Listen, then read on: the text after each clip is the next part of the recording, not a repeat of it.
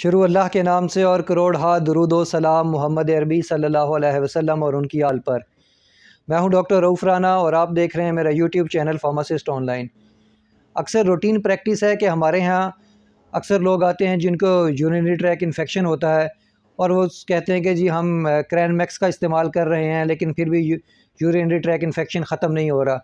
और बहुत सारी प्रिस्क्रिप्शंस पे भी ये देखा गया है कि डॉक्टर्स उनको क्रैनमैक्स का साथ इस्तेमाल करवाते हैं। प्रिस्क्रिप्शंस पर एंटीबायोटिक्स के साथ साथ क्रैनमैक्स का जो होता है प्रिस्क्रिप्शन भी लिखी होती है और बहुत सारी जो गायनेकोलॉजिस्ट हैं वो भी फ़ीमेल जो प्रेगनेंसी के अंदर होती हैं उनमें इसका इस्तेमाल कराते हैं।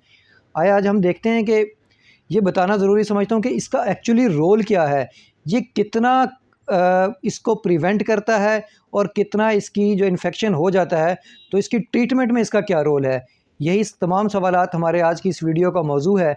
इससे पहले कि अगर आपने हमारा ये चैनल सब्सक्राइब नहीं किया तो बराए करम इसको सब्सक्राइब कर लीजिए ताकि हमारे आने वाली तमाम वीडियोस तवातर के साथ आपको मिलती रहें। क्रैनमैक्स के अंदर जो पाया जाता है वो क्रैनबेरी एक्सट्रैक्ट है। अगर क्रैनबेरी एक्सट्रैक्ट को देखा जाए तो इसके अंदर जो एक्टिव इंग्रेडिएंट है उसका मकसद सिर्फ ये होता है कि वो जो जरासीम है उसको मसाने की दीवार के साथ चिपकने से रोके।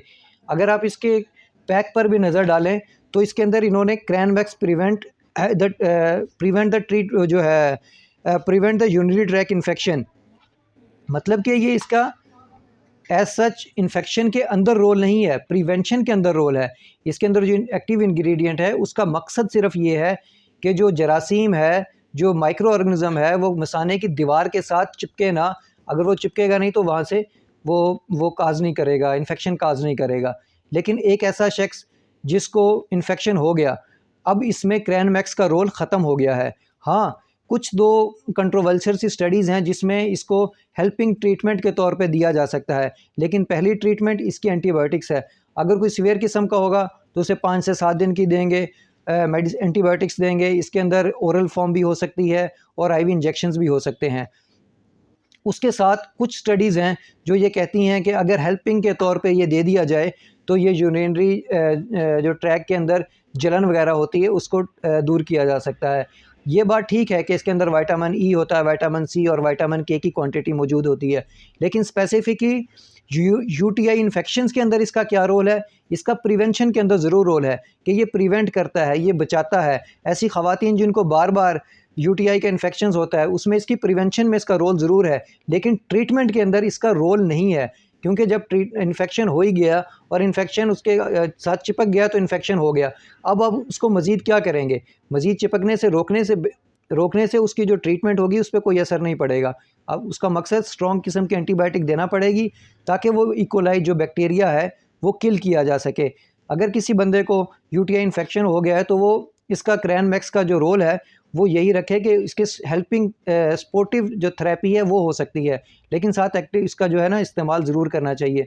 डॉक्टर साहिबान के साथ भी मेरी गुजारिश है, चूँकि कंपनी ने इसके ऊपर प्रिवेंशन ही लिखा हुआ है, लेकिन जब वो उसको प्रमोट कर रहे होते हैं तो वो प्रमोट इस अंदाज से कर रहे होते हैं कि शायद यही ट्रीटमेंट है। तो डॉक्टर साहिबान को भी चाहिए कि बिला वजह कि इसको प्रिस्क्राइब करना कम कर दें, क्योंकि प्रिवेंशन के और भी तरीके हो सकते हैं। बार बार फ्रीक्वेंटली यूरिनेशन करना, बार बार जाना, ज़्यादा पानी पीना और एक रूटीन बना लेना कि आधे आधे घंटे के बाद आप अपने ब्लैडर को खाली करें। इस तरीके से भी प्रिवेंशन की ट्रीटमेंट की जा सकती है। कुछ थोड़ी बहुत स्टडीज़ हैं। अच्छा, वो स्टडीज़ भी वो हैं कि जिसके अंदर इसकी जो क्वांटिटी है वो स्पेसिफिक क्वांटिटी मौजूद है। क्रैनबेरी का जो रोल स्टडीज़ के अंदर है उसकी क्वांटिटी इतनी ज़्यादा है कि वो इस क्रैनमैक्स के साशे के अंदर अवेलेबल नहीं है। ये एक शुगरी ड्रिंक तो हो सकता है, आपसे आपकी शुगर लेवल तो इंक्रीज़ की जा सकती है, लेकिन इससे आपका वो जो है इन्फेक्शन इसको कंट्रोल करने में कोई ख़ास इफ़ेक्ट नहीं होगा। इन्फेक्शन को कंट्रोल करने के लिए एंटीबायोटिक्स का ही काम है जो देना चाहिए। और डॉक्टर साहिबान को भी इसके कंपनी के जो प्रमोटर्स हैं उनके उस पे आते हुए इसको मज़ीद प्रेस्क्राइब नहीं करना चाहिए। हाँ, प्रिवेंशन के अंदर इसका रोल ज़रूर है और प्रिवेंशन में इसका रोल दिया जा सकता है, हेल्प टू प्रिवेंट दी। और पेशाब की जलन में इसका थोड़ा बहुत रोल ज़रूर मौजूद है। अगर क्रैनबेरी प्रेस्क्राइब करना ही ज़रूरी हो तो इसका जो कैप्सूल है वो दे देना चाहिए, ताकि प्रिवेंशन अच्छे तरीके से हो सके या सपोर्टिव ट्रीटमेंट अच्छे तरीके से हो सके, क्योंकि उसके अंदर इतनी क्वांटिटी तो मौजूद हो कि वो इफ़ेक्टिवली अपना रोल प्ले कर सके। इस सिलसिले में मेरा टेक यही है कि इसको दोबारा देखना चाहिए और इसकी क्वांटिटी को इंक्रीज़ करना चाहिए। अगर मकसूद भी हो कि आप इसके साशे ही इस्तेमाल करें, तो इसके साशे एक नहीं, इसके साशे 2 इस्तेमाल करने चाहिए, ताकि इसकी प्रिवेंशन का जो रोल है वो ठीक किया जा सके। हाँ, जो शुगर वाले पेशेंट हैं उसके अंदर इसको जो प्रेस्क्राइब करने से पहले इंतहाई सोच समझ के करना चाहिए, क्योंकि अगरचे इसके इसके डब्बी के ऊपर ये लिखा होता है कि कोई आर्टिफिशियल शुगर नहीं है, लेकिन क्रैनबेरी के अंदर ग्लूकोज की ये मिकदार मौजूद होती है कि वो शुगर लेवल को इंक्रीज़ कर सकती है।